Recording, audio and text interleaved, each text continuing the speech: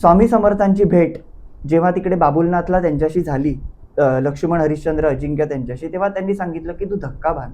कारण काय होतं त्यावेळेला कर्नाल ही बंदरं होती, पण कारवार, कोकण, राजापूर वगैरे या भागातून येण्यासाठी लोकांना बोटीतून उतरल्यावर तिकडे कालवा किंवा तिकडून यायला माणूसभर उंचीच्या पाण्यातनं त्यांना यायला लागायचं. तिकडे असं काही धक्का वगैरे नव्हता, अधिकाऱ्यांसाठी वेगळी सोय होती, पण सामान्य माणसांचे तिकडे हाल होत होते.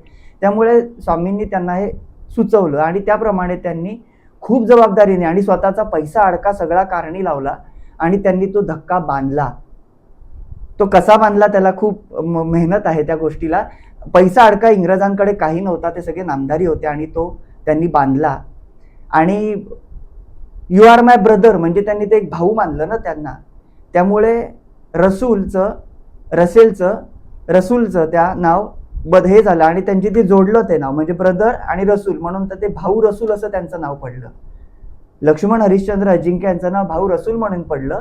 आणि आज तुम्ही बघाल त्या ठिकाणी जाताना तुम्हाला काही बसेसवर वगैरे तुम्ही बघा, बाळकेश्वर वगैरे साईडला तुम्हाला बसेस दिसतील, त्याच्यावरती तुम्ही जो प्रवास करता अलिबाग इकडे तिकडे कोकणामध्ये, तो जो धक्का बांधला तो स्वामींच्या निदर्शनाखाली भाऊंकडून बांधला गेला, म्हणून त्याचं नाव भाऊचा धक्का असं आहे. जिकडे तुम्ही आजही प्रवास करता त्या लॉन आणि बोटींमधनं वगैरे, हे असं प्रचंड कार्य त्यांच्याकडून केलं गेलं आहे. आणि स्वतःचा पैसा अडका लावून वगैरे त्या मुदतीमध्ये जास्तीत जास्त श्रम आणि पैसा घालवून 1836 ला बांधला आणि 1840 ला तो बांधून पूर्ण झाला.